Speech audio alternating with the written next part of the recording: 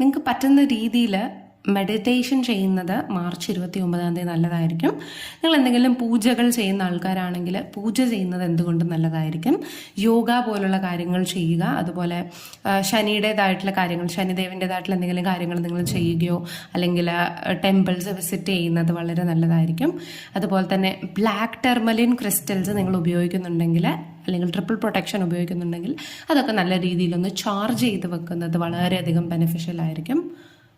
ഇത് നമ്മുടെ മാർച്ച് 29 ഒരു പവർഫുൾ ഡേ ആണ് എന്നതിൻ്റെ വീഡിയോയുടെ സെക്കൻഡ് പാർട്ടാണ് ഈ കൊടുത്തിരിക്കുന്നത്.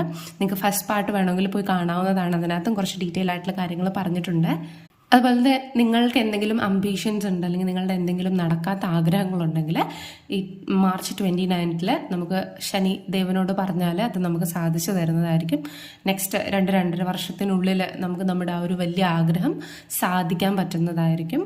കഴിവതും നിങ്ങൾക്ക് പോസിബിൾ ആണെങ്കിൽ ശനി ചാലിസ നിർബന്ധമായിട്ടും പറയുന്നത് നല്ലതാണ്. ഇപ്പോൾ നിങ്ങളിപ്പോൾ വേറൊരു മന്ത്രവും പറയുന്നില്ലെങ്കിൽ ഓം നമ ശിവായ എങ്കിലും പറയുന്നത് നിങ്ങളുടെ വൈബ്രേഷൻസിനെ ബെറ്റർ ആക്കുന്നതായിരിക്കും.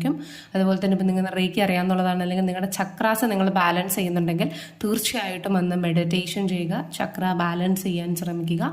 യൂണിവേഴ്സിൽ നിന്നുള്ള ആ ഒരു പോസിറ്റീവ് വൈബ്രേഷൻസ് മാത്രം നമ്മുടെ അടുത്തേക്ക് വരാനും ബാക്കി നെഗറ്റീവായിട്ട് നമ്മുടെ ഉള്ളിലും നമ്മുടെ സറൗണ്ടിങ്സിലുള്ളതൊക്കെ തട്ടിപ്പോകാനായിട്ട് അത് നമ്മളെ സഹായിക്കും.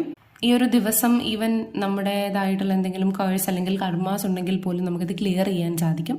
സോ മാക്സിമം നമ്മൾ പോസിറ്റീവായിട്ടിരിക്കുക. നമ്മൾ സ്ട്രെസ് ഏറ്റവും കാര്യം ചെയ്യേണ്ടതെന്ന് വെച്ചാൽ സ്ട്രെസ് ഒട്ടും ഉണ്ടാവാതിരിക്കുക, കാം ഡൗൺ ആയിട്ടിരിക്കുക എന്നതാണ് ഏറ്റവും ഇമ്പോർട്ടൻ്റ് ആയിട്ടുള്ള കാര്യം.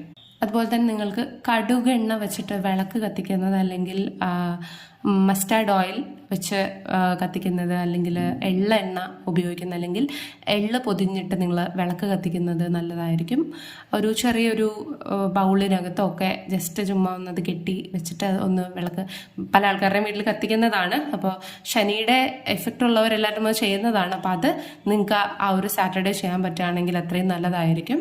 അതുപോലെ ഇപ്പോൾ നിങ്ങൾ എക്സ്ട്രീംലി ഒരു നെഗറ്റീവ് സിറ്റുവേഷനിലാണ് ഇരിക്കുന്നതെങ്കിൽ കറുത്ത ചരട് നിങ്ങളുടെ കയ്യിൽ കെട്ടിയിട്ടുണ്ടെങ്കിൽ നല്ലതാണ്. അല്ലെങ്കിൽ അമ്പലത്തിൽ പോയിട്ട് കറുത്ത ചരട് നിങ്ങൾക്ക് ജപിച്ച് കെട്ടാവുന്നതാണ് ഫോർ എ പ്രൊട്ടക്ഷൻ. അതുപോലെ ധനുരാശിയിലുള്ളവരാണെങ്കിൽ നല്ല നല്ല ബോൾഡായിട്ടുള്ള ഡിസിഷൻസ് നിങ്ങളുടെ ജീവിതത്തിൽ നിങ്ങൾ എടുക്കുക.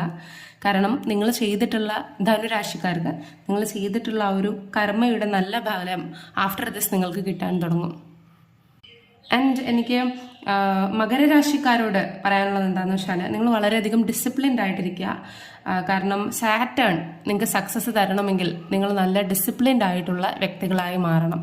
എന്നാലായിരിക്കും നിങ്ങൾക്ക് ആ ഒരു സക്സസ് ലഭിക്കുക.